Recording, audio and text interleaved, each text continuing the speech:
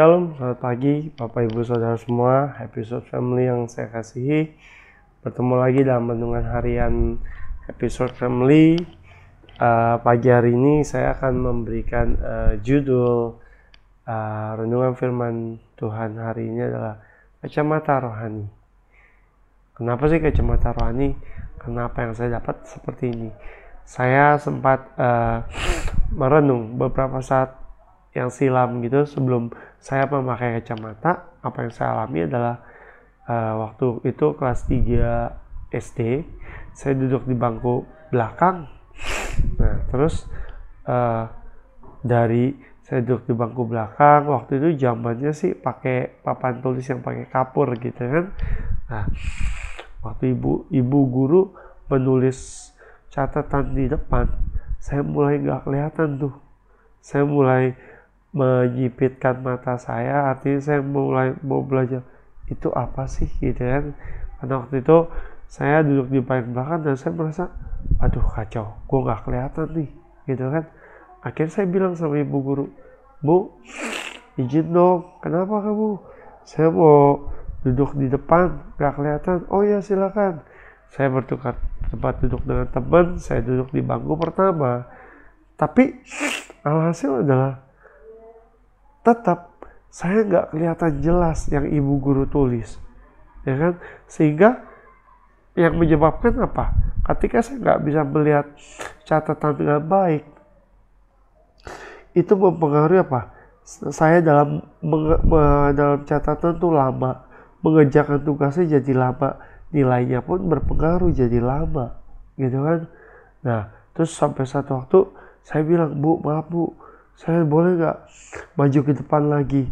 "Loh, mau maju di mana?" Akhirnya saya dekat papan tulis, ibu tulis, saya di bawahnya saya catat, ya kan. Nah besokannya hasil ulangan saya itu menurun. Karena kenapa? Catatan yang saya tulis itu ternyata nggak sama, gitu.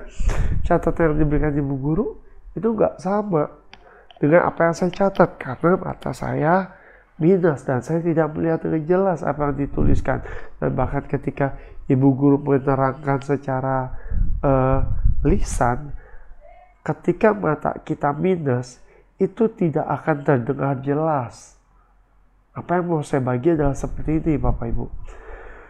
Saat itu saya akhirnya dipanggil guru dan saya dikasih tahu ke mama papa saya. Ya singkat cerita saya ke dokter dan ternyata diperiksa, ya saya minus tambah silinder gitu kan. Alhasil saya mulai pakai kacamata. Dan perbedaannya adalah ketika saya memakai kacamata, saya duduk di belakang pun saya melihat dengan jelas, ya kan. Ketika ibu guru menerangkan, saya melihat raut bibirnya, jadi saya mendengar dengan jelas apa yang dia maksud, gitu kan. Nah ini kenapa saya bawakan seperti ini. Saya mendapatnya ketika saya bilang, oh ternyata ini sama dengan hidup kita. Kenapa? Ketika kita nggak bisa melihat dengan jelas apa yang ada di depan kita, maka kita harus menggunakan kacamata rohani. Apa itu kacamata rohani? Kacamata rohani yang saya maksud adalah kita harus membaca firman Tuhan dengan rajin, dengan seksama, dan kita harus menghidupi firman Tuhan. Karena kenapa? Kalau saya umpamakan kacamata itu dengan firman Tuhan adalah seperti ini. Ketika kita yang tidak memakai kacamata, maka pandangan itu akan kabur, pandangan penglihatan itu nggak jelas, kita akan memiliki satu kebingungan. Apa sih yang ada di depan? Gitu. Tapi ketika kita memakai kacamata tersebut, ketika kita hidup di dalam firman Tuhan, maka firman Tuhan itu akan memberikan kita penglihatan yang jauh lebih baik ke depan. Artinya kenapa? Kalau saya boleh bilang katakan penglihatan jauh ke depan, karena kenapa? Karena zaman sekarang banyak sekali kita yang bimbang, banyak sekali kita yang ragu. Kenapa? Dalam menghadapi hidup, kondisi seperti ini, kondisi ekonomi seperti ini, kondisi yang serba tidak jelas. Tapi ketika kita memakai firman Tuhan, ketika kita menghidupi firman Tuhan. Maka firman itu memberikan kita kekuatan baru. Firman Tuhan itu memberikan kita satu wawasan yang luas, satu kepastian yang benar-benar pasti. Kenapa saya bilang pasti? Karena firman Tuhan sendiri bilang di Yeremia 29 ayat 11, karena aku ini mengetahui rancangan-rancangan apa yang ada padaku mengenai kamu, yaitu rancangan damai sejahtera dan bukan rancangan kecelakaan. Bapak Ibu Saudara yang saya kasih, di sini firman Tuhan dengan jelas memberitahukan kita, kalau kita hidup di dalam firman Tuhan, kalau kita memakai kacamata rohani itu, maka apapun yang ada di depan, kita akan diberikan kekuatan, kita akan diberikan penglihatan yang jelas ke arah mana kita akan tuju. Misalkan, saya pernah ngalamin seperti ini, ketika saya pulang habis jemput istri saya naik motor, kita kehujanan, karena saya pakai helm tutup, saya pakai kacamata, saya pakai masker, ya dong. Artinya apa? Ketika saya hirup udara itu ngembun ke kacamata saya, ya kan, sehingga di kacamata saya buram juga sih karena uap kan. Tapi saya berpikir, udah deh, saya coba lepas kacamata. Bapak Ibu tahu, yang kejadian adalah bukan penglihatan saya lebih baik, tapi malah tambah kabur. Ketika saya melepas kacamata, saya bukan melihat lebih baik, saya bahkan melihat lebih gelap, lebih buram. Saya nggak tahu di depan saya apa, karena ya itu tergantung minus. Tapi ini yang saya mau bagi ke Bapak Ibu. Ketika kita merasa hidup kita, saya bisa lah, tanpa firman Tuhan pun saya bisa. Coba aja. Di situ kita akan mengalami satu kegalauan, di situ kita akan mengalami satu kekhawatiran. Waktu saya buka kacamata mengendari motor, saya khawatir. Kenapa? Karena penglihatan saya terbatas ke depan. Ketika saya khawatir, saya nggak bisa lihat tuh ada genangan air, mungkin ada lubang, atau ada motor berhenti mendadak. Karena jarak pandang saya tuh sangat dekat, dan saya nggak bisa melihat jauh. Demikian dengan hidup kita.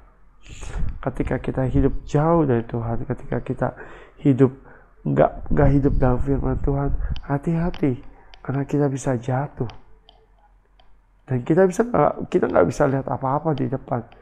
Karena firman Tuhan jelas dalam Mazmur 119 ayat 5, firman-Mu itu pelita bagi kakiku dan terang bagi jalanku. Ini adalah Mazmur Raja Daud, di mana dia hidupnya dekat sama Tuhan. Dia tahu firman Tuhan itu pelita bagi hidupnya. Bagaimana dengan kita?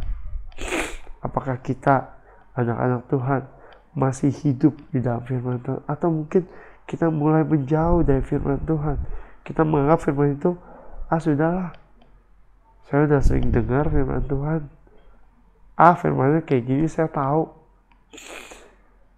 Tapi alangkah lebih baiknya ketika kita menghidupi firman, kita ada di dalam firman itu, maka kita akan aman, kita akan dijaga sama Tuhan.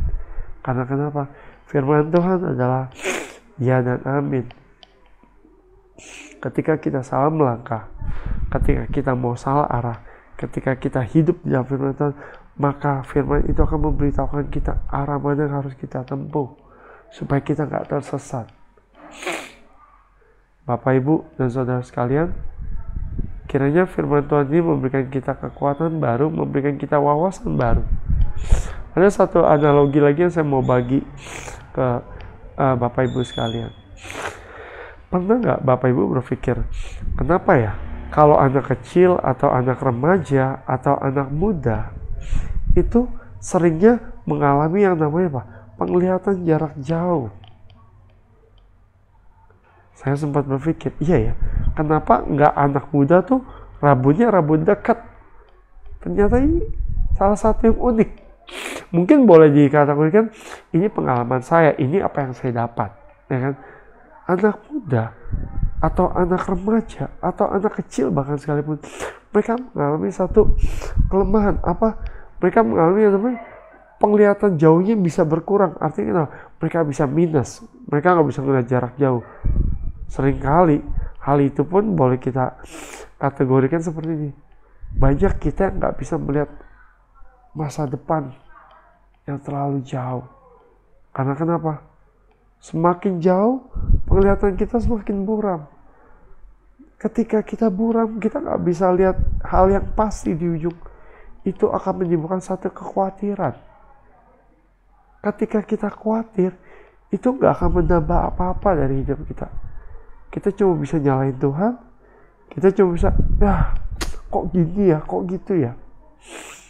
Tapi ketika kita tahu bahwa firman Tuhan merupakan kacamata rohani hidup kita, dan kita pakai firman itu, maka kita akan diberikan kekuatan, kita akan diberikan penglihatan jauh ke depan. Artinya kenapa? Kita bisa melihat masa depan kita seperti apa selama kita hidup di dalam Tuhan, dan selama kita menghidupi kebenaran firman Tuhan. Selain itu, saya dapat lagi, kenapa para orang tua yang udah ada umur, mereka sering mengalami namanya rabun dekat. Apakah ini suatu kemungkinan atau kebetulan? Saya rasa ini udah diatur sama Tuhan. Orang tua selalu mengalami rabun dekat. Artinya ada yang namanya minus sama plus. Kalau plus itu dia rabun dekat, dia bisa melihatnya jarak jauh. Artinya apa? Ketika kita tua, ya kan, maka kita harus mempersiapkan hal-hal yang ada di depan kita. Bukan jangan memikirkan hal-hal yang jauh di depan. Karena kenapa? Kalau kita mikirin jauh di depan, hal yang jauh di depan, hal yang di depan mata kita, ya kita tuh kadang belum tahu apa yang terjadi. Firman itu mengajarkan kita, ketika kita nanti sudah lanjut usia, persiapkan hidupmu di depan yang tidak jauh. Supaya kenapa? Supaya waktu kita dipanggil Tuhan, atau supaya waktu kita mengalami segala sesuatu, kita sudah mempersiapkan segala sesuatunya. Artinya apa? Persiapkan hidupmu buat orang yang tua, orang yang umurnya mungkin sudah merasa, aduh umur gue udah 40, udah 50, udah 60. Persiapkan hidupmu the next level. Artinya apa? Hidupmu harus menjadi berkat buat orang di bawah kita, generasi di bawah kita. Supaya kenapa? Mereka melihat, oh kalau kita sebagai orang tua boleh menjadi contoh, boleh menjadi panutan buat hidup mereka, generasi di bawah kita. Persiapkan hidup kita, supaya kenapa? Karena kita nggak ada yang tahu waktunya kapan kita dipanggil. Tapi percayalah, ketika kita mempersiapkan hidup kita lebih baik, anytime, kapanpun waktu itu datang, kita siap. Dan kita boleh menjadi berkat buat orang lain. Mungkin buat generasi di bawah kita. Mungkin buat orang lain yang kenal kita. Saya mendapat hal seperti ini, mungkin menurut saya sebuah hal yang unik. Saya sempat tanya, kenapa anak muda itu rabun jauh? Masalahnya, kalau orang tua itu rabun dekat. Ternyata Tuhan mau kasih tahu gitu loh. Anak muda itu pandangannya mesti jauh ke depan, tapi kalau misal dia rabun gimana? Gak bisa. Dia harus punya kacamata rohani. Demikian dengan orang tua. Dia tahu memikirkan hal-hal yang jauh di depan. Padahal kita gak tahu umurnya sampai kapan. Dia harus mempersiapkan hal-hal yang dekat dengan dia. Mempersiapkan generasi berikutnya. Mempersiapkan hidupnya supaya lebih baik lagi. Karena hidup ini adalah suatu kesempatan. Baiklah, saya rasa firman Tuhan sampai di sini aja, dan saya berharap biarlah firman ini boleh menjadi kekuatan buat setiap kita. Siapapun kita yang mendengarkan firman ini, biarlah kita mempersiapkan hidup kita secara pribadi supaya kita hidup lebih lagi dalam Tuhan, dan biarlah firman itu boleh hidup di dalam kita dan kita hidup di dalam firman Tuhan, supaya hidup kita boleh menjadi berkat dimanapun kita berada. Mari kita berdoa. Tuhan, terima kasih buat renungan firman-Mu. Biarlah firman-Mu yang singkat boleh memberikan kami kekuatan baru, memberikan kami wawasan, pandangan yang luas ke depan, dan biar kami hidup menjadi berkat buat orang lain. Dan nama Tuhan dimuliakan. Kami awali pagi hari ini dengan pimpinan-Mu, mohon penyertaan-Mu Tuhan dari awal hingga malam nanti. Hanya dalam nama Tuhan Yesus kami mengucap syukur. Amin. Shalom, selamat pagi, Tuhan Yesus memberkati.